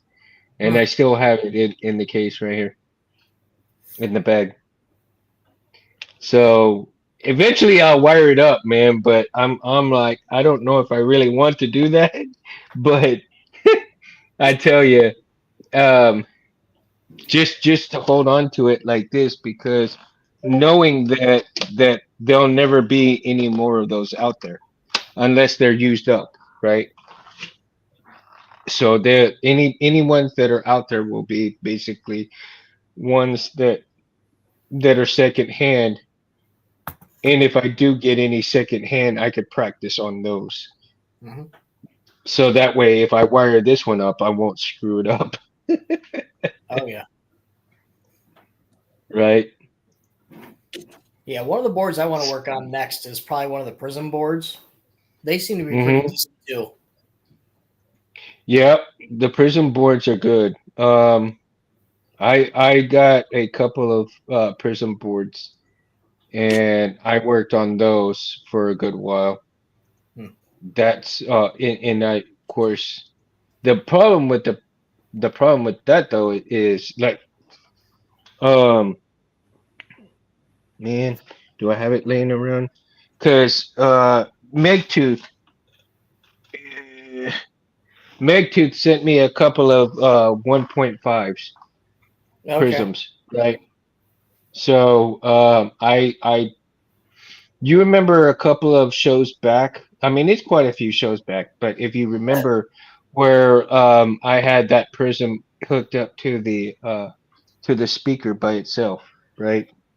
I think so. And I ignited it. Yeah, I have it laying around somewhere, but the wires kind of popped off. I guess from all the moving around and all the stuff that I was doing in the garage, kind of uh moved it around and popped off a couple of wires. So I have to rewire it and do that. But I think I'm gonna take it off that speaker because I know that speaker's really good. And the Mhm. second speaker that's exactly the same has a loose speaker, just not, it's kind of flopping around inside the little case. And I'm gonna wire that and see if the speakers are still good. So if the speaker is still good in that one, then I may go ahead and take it apart and reattach or reglue the speaker inside, reattach it and work with it that way. So there's a lot of things that I need to do on how to do certain things, but again, the Prism boards were pretty damn good for what they were. Now, I think if you were to have some of those Prism boards, and those would be like the kind of boards you would do for kids and stuff because they're great learning boards to deal with. Hmm. Absolutely fantastic to wire up because they're not that hard to wire up actually. Um, and they're pretty easy to wire up. Telegraph Graphics. Hmm. And That is JD has a few of those. their Telegraph Graphlexes. They're just some rare ones, like 1928 ones, those type of things. Yeah, mine was a 1940s, the original one that I had. Wow. And I wish I never sold it, but I needed money at the time, and I just Excuse I me, had what? to. Yeah. I had to. I had lost my job. I was without work for 6 months, so I had to sell Okay, it. fair, but I'm still going to lambast you for it. I know everybody does. Well, I'll get one yeah, but eventually.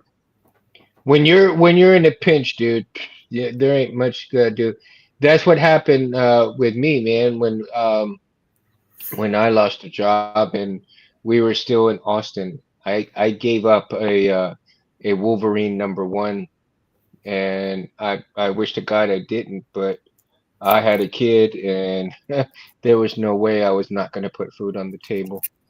And I know I lost money on that deal, but my kids come first, and I'd rather feed my kids than myself. So I'm very big into Wolverine, dude. And so I can't wait to put the uh, one Sith Wolverine font on the saber. Oh, As a nice. matter of fact, if I have time this week, if I have time this week, I might put it on the Warlock. Right now, my Warlock is out of my sight right now because I just moving everything around and I don't have it near me, so I won't be able to light it up right now. Yeah, But my project is getting everything switched back over to the new chassis, but which was yeah, which was um, really cool of him doing that for me. Just send me a new chassis, no questions asked. Just says, "Okay, we'll send you a new one." there you go.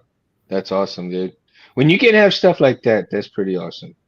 Yeah, Um, let's get into the battery situation with these boards because you went for 18650 is basically the basic top battery to go to, right? Well, the batteries to go to. Now everybody's going to a 21700 because more or less you are running more pixels and the pixel drain is on the battery is pretty heavy, yeah. especially if you've got a, 500 or 600 pixel per lead. So if you're Mhm. running a quad star or tri-star or any star, you're using some serious power there. So, you need a bigger battery to hold up. And the boards themselves are rated for a specific amount of amps, excuse me. And the amperage, and of course you need that high drain battery for maximum capacity, maximum power, maximum lighting, maximum everything in terms of what the board can really push out, right? But if you use so much of a certain thing and it doesn't come across, I guess within certain parameters, you can really fry the board. And especially if somebody is not paying attention and they turn and switch the polarities. Thank God that Stock is working, has worked on that and has made that little component where that kind of helps in case that happens, Mhm. that you actually save your board from being fried, right? And so the technology that has come in terms of saving your board has been immense. And all of these pioneers that come and they tweak things here and there is just, I mean, mind blowing from the things that stock can do, and the board makers what they can do, what they add to these things. It's just mind blowing. Um, Now, Barris, what would you like to see in terms of future technology for the boards? You too, Chris. What would you guys like to see in future the boards in terms do you would you like how would a board be considered upgraded in what terms? What would be a good upgrade for a board if these board makers are listening to tonight's show? What would you ask for? Um, I would definitely like to see more Bluetooth capabilities, especially with the new apps that are coming out. Same with Be able to Mhm. change things with ease from your phone or from your laptop. To be able to add fonts easily. So for the people that don't know how to use the computers as well, it Mhm. just makes it so much easier. And if you don't want to learn all the gesture controls and all that stuff, you just go right to your phone and just, oh, I want to change it to blue. Done. Or, oh, I want to change it to this font. Scroll. Done. I It just agree. makes it easier for the new people that are coming out that are just Mhm. into the hobby. I agree. I would also say the Bluetooth capabilities, especially. Yeah, the Bluetooth capabilities. Okay. Now, would you like to see the Bluetooth capabilities get do away with the bigger components and put it on the board, or Yeah, keep it the way it definitely. is, or keep it the way it is? I'd keep. I'd probably put it on the board. It just makes it a lot simpler, a lot easier for Mm-hmm. the installs, a lot less room, and you can add, like you were saying before, add more Mm-hmm. greeblies, add more LEDs. Just you'd have more space in your chassis to do whatever you want. Now, do you think sometimes maybe less is more as well? Like maybe some more prominent blinkies, but not as many blinkies. Yeah, I mean, Uh, I've always liked having like one or two if I can. mm-hmm. Just something like I love the breathing kyber crystals. That is so Mm-hmm. cool. That's one thing I want to add to my next Star Killer that I do. I'll be doing an 89 probably January, Now, February. you guys are familiar with Make to Sit, right? I'm not. No. No? Okay. Well, since you guys are profis, guys, go to MegTooth, his site, his website. You guys Oh, got homework. Megtooth. Yeah, I Yeah. haven't been on his website in a while, but yeah. Okay. So go to his website, and he does a lot of tutorials on profis. So including myself, I'm gonna have to go back to his channel and watch uh, quite a few of those videos, and then I have the pleasure of being able to text him and ask him questions when I'm ready to do the profis and stuff. And so he does a lot of great wiring and tutorials and stuff for the Profi, because that's what he was proficient in, right? Very knowledgeable about a lot of things, and he also helped me that in terms of the SMD LEDs on the IR, how to do those and stuff like that. He put a video out for those, and those I'm gonna have to go visit that video again, so that when I wire up this IR3, I won't screw that up. And so again, he is so proficient in the profis, though, that you can really learn a lot from Meg Tooth's videos, and you really see how proficient he really is. And then he also does, blades and a few other things and stuff like that. He's also wired up different hilts and so forth, and so you can really learn a lot if anybody is interested in learning how to do profi boards. I highly recommend going to Megtooth's channel and learning from him in terms of wiring things and setting certain things up and so forth. As well as you can go to the FET263's library and download the library and just download it and insert it into your board. And if you really don't want to mess with a whole lot of stuff, just make sure that you double check everything that you need to do in terms to have everything in order so that your lightsaber works properly. And and that and so if you're a Profi person, you're gonna and you're just now starting out, I highly recommend to go to his channel and do that because again, I'm not a Profi person, but I do know a few Profi people, and those two people that I just mentioned are very proficient in the Profi system.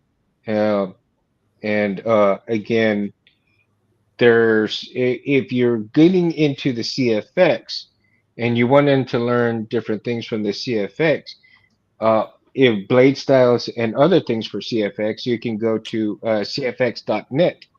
And he and Cam is he's unbelievable, man.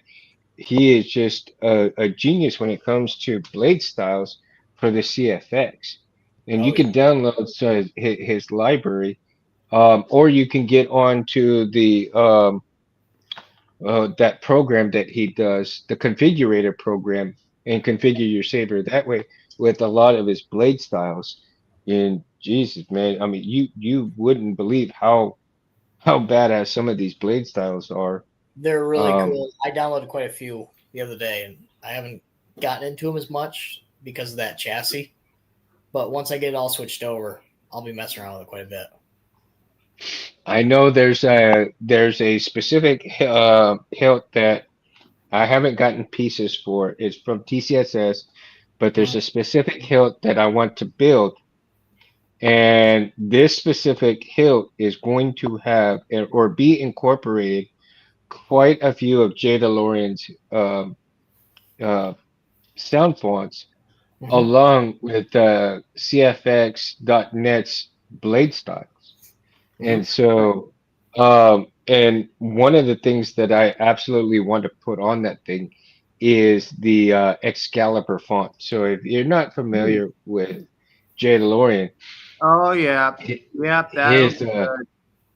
his uh his uh his Excalibur font is just unbelievable.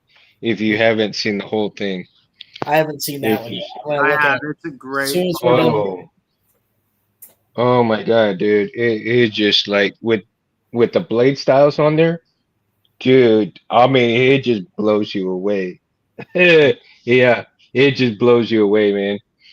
So, um, again, the fonts, I think, along with the board system that you're working on and the technology that we're headed towards, is going to get better. And each creator that has come up with specific fonts, unique fonts, and don't get me wrong, because there's some fonts that actually sound the same, and you have to be really attentive.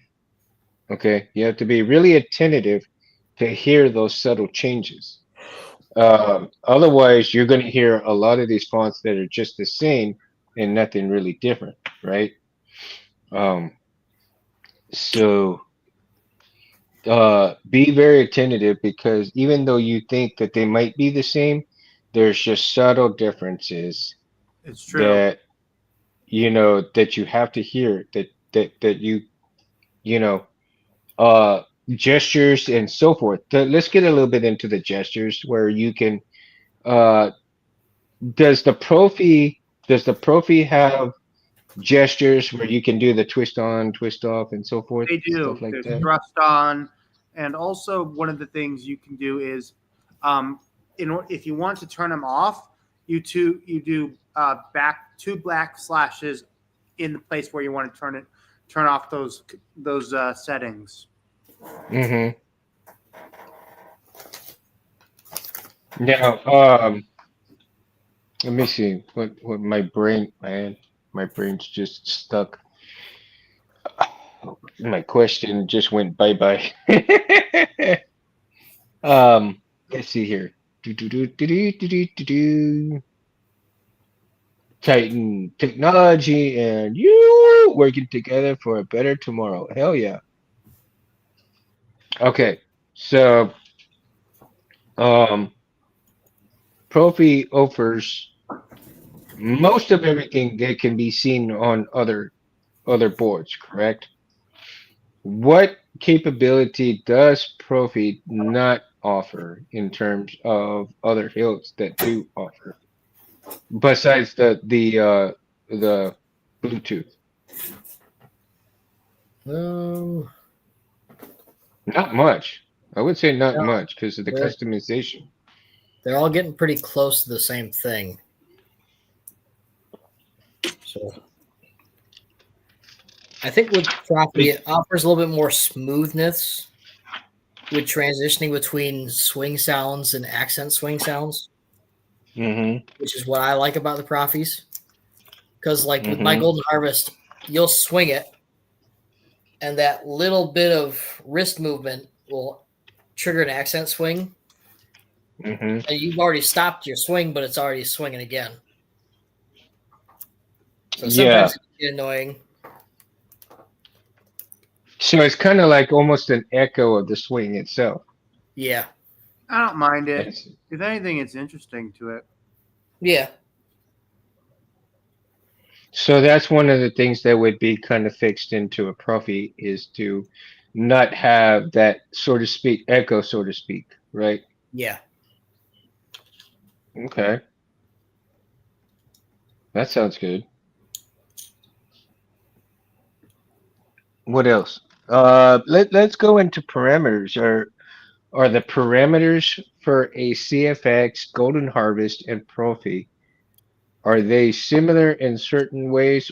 Are they very much different in terms of their customization parameters? Or I know the Golden Harvest and the GHs, the Golden Harvest and the CFXs share basically a lot of similarities in terms of parameters and so forth. But does the Profi share some of those attributes, or does it ignore those attributes completely because of the customization? Mm, no, that I'm not sure of. How's that for a brain tease, right? Yeah. Chop. No, because you can do no in terms of like volume control in a Profi. Are you able to do the twist volume control in the Profi? Yes, what you do with that is when the saber is off, you hold the button. If it's one button, what I do is I hold the button and hit the saber, and it goes enter volume menu. With two button, it's a little more. It's a little different. Yeah, with It's a two little buttons, different. which is what mine is. Mm-hmm. Hold power, Enter volume and then you menu. tap auxiliary, and then you'll twist it. Mm-hmm. And then you'll just tap Oh, okay. power, and that selects it. And that's a Profi board that you're utilizing, right? And that That's it. and Me that hill. too. Okay. Sweet.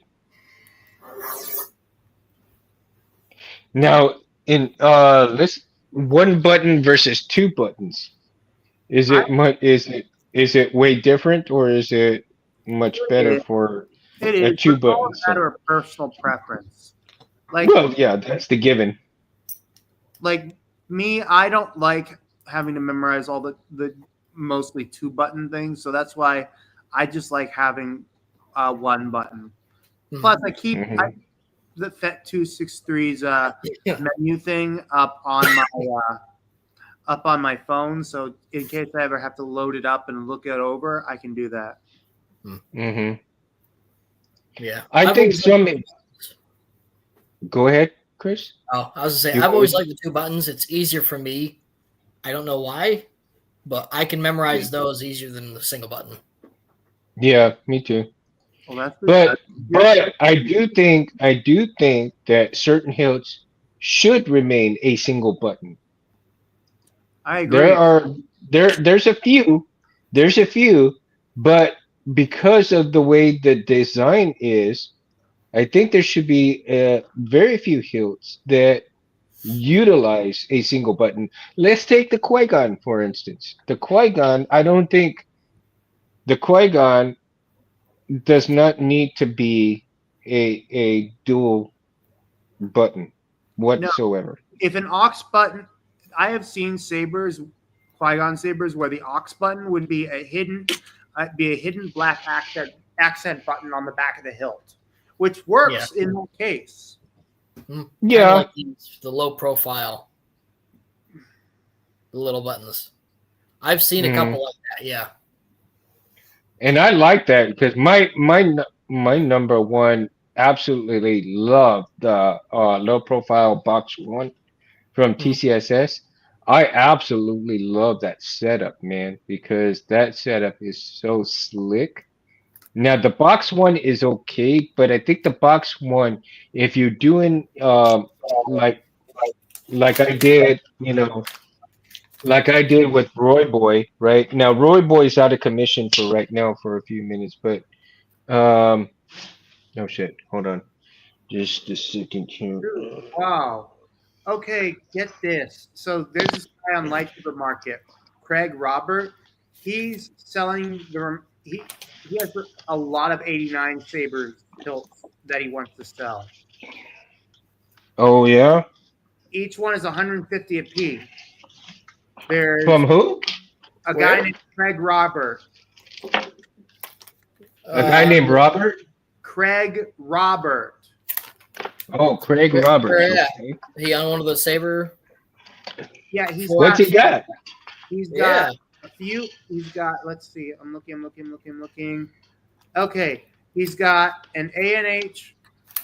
He's got a few Graflexes. He's got an Anakin AOTC. He's got a DV3. He's got a DV6 and an MPP. Oh my god. You want to send me that Shit. link? I might take a look at those. Give me a second. Damn. You see, that's what happens when I get stuff and I buy stuff and then shit like that happens. I know. And then I mean, miss if I out. sell a couple lightsabers. I might just buy one. Ooh. Wow. Oh, they're all empties. That's why. Yeah, but still, I mean, empties you can't really. That's not a bad price for an empty, considering. Especially right now because shipping prices just went up. Yep, exactly. It's $75 for me now to get them shipped in. Oh wow, That's for one hilt. $75. Jesus, that's crazy, man. Yeah. But it's because the tariffs keep going up. It's ridiculous. Oh yeah, we're not gonna go on that because otherwise I'd go off on the whole thing. Yep. And I want to stay positive. So let me here. So the box one, like I said, Roy Boy's out of commission, and you can see why because I got a couple of wires loose right here. But right here, the box one hides, the LEDs underneath, right? So I don't know. Can you see? Can you get? Let me see if I can get that a little bit better. Right there.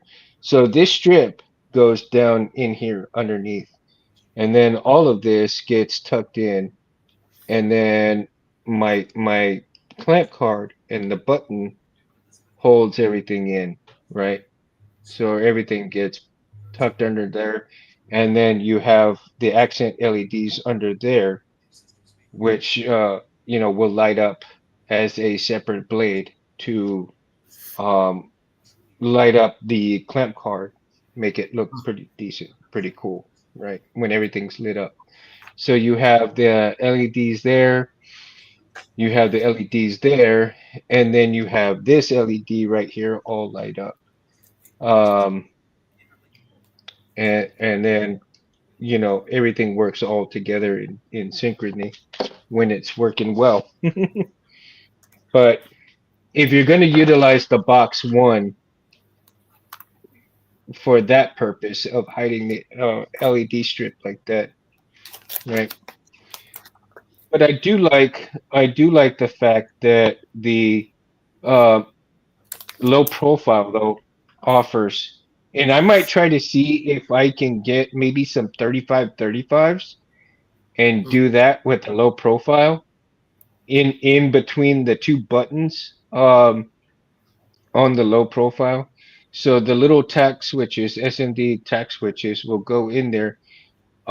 And in between the two tack switches will be the 35-35 LED strip, and see if I can get away with that. If I can get away with that, oh my God, that'll be like game changer for me for some of the hilts that I do. And simply because, like I said, I love the low profile box one setup, and um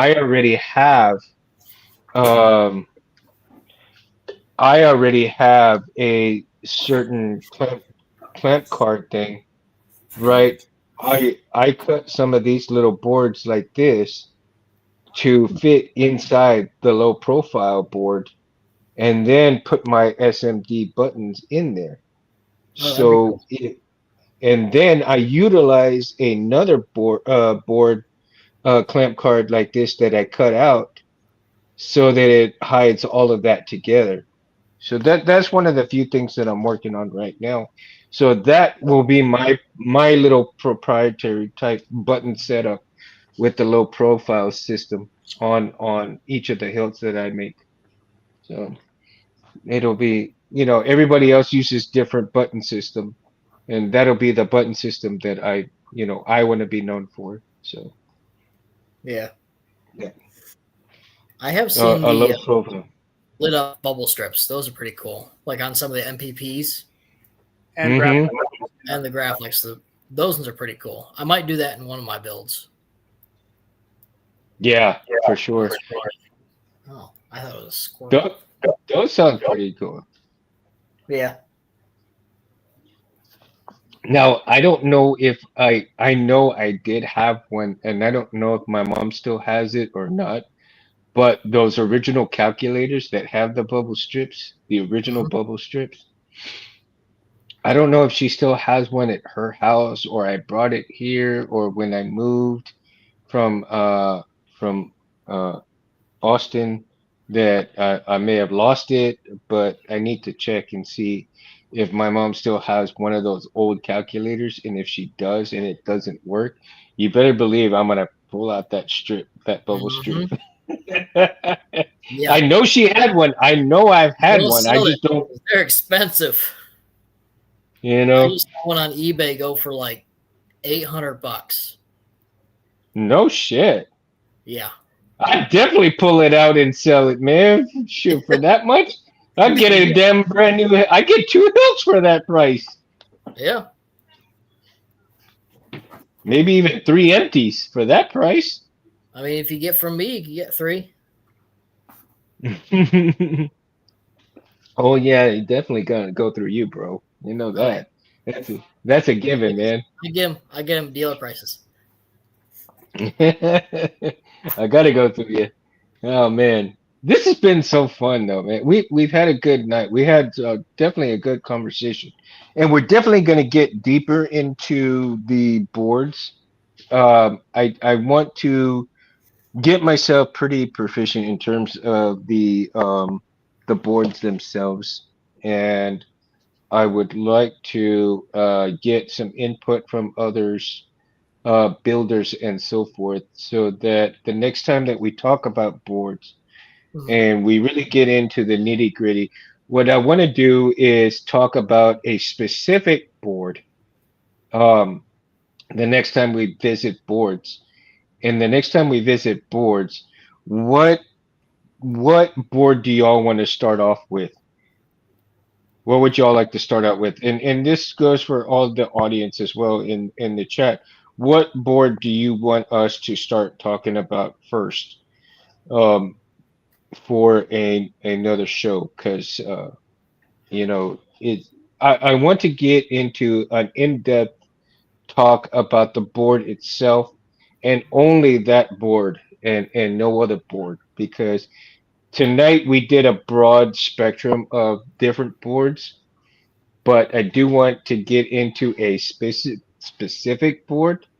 And I think I have some homework to do. And I do want to have a little bit of homework on the S&V boards. And even though I have not worked on one, maybe somebody has one that is not messed up but used, and I can buy used and maybe work on that board and learn that board so that I have sound advice and know what the hell I'm talking about in terms of being able to work on the board and the components and everything else on top of that. So maybe somebody out there has a board that still works that they don't I want. got one. Oh, you do? You All want right. mine? I'll send it to you. Yeah. Yeah. That way I can work on it, I can learn about it, and then I know what the hell I'm talking about. Yeah. I don't have a You know? wiring diagram for it, so I gotta find that. And once I get that, I can send it to you. Oh no, no, no. No, no, no. Just send it to me. I'll find the wire diagram myself. I'll do Okay. all of the homework myself. Don't worry about that. So if you want to do that, that's cool, man. I appreciate that. Yeah, it's an Um, SMB4, so and it's brand new. I okay. just got it from TXQ. Oh wow. So yeah, I'll do the wiring and do all the I'll find the wiring diagram. I'll get it and I'll wire it and I'll figure it out. I'll what I probably do is do it a chassis outside of a hilt Mhm. and I'll do it that way so that way we can talk about it and all so forth. It may be a while though. It may be a while because there's a lot of things I have to do, but maybe if I work on it a little bit at a time and be able to do it that way. Yeah. Um, and be able to find an STL for an SMV4, print it out and then do it that way. And we'll go from there. So the next time that we talk about the SMV4, I have a way to tell everybody, okay, I wired it up, the difficulties of wiring it up, the ease of wiring it up, the ease of putting the fonts on there and so forth. So I've got some homework to do myself on the type of board. And I look forward to that challenge. I really look forward to that challenge. So again, let me just go back and again say thank you to John Kaufman for allowing my wife to purchase the Kiari Mundi KR Sabers hilt. Let me also thank Rich Sangello for providing me an STL for the hilts that I'm going to wire up Saber Forge hilts, right? This is the Nova right here that I'm gonna do first, and then after the Nova, I'll do the Prodigy, and then I'll work probably on at the same time I may get Roy Boy fixed up again somehow and get that done, and then for future stuff, get all that and then look for a couple of these. You'll see this in future shows too.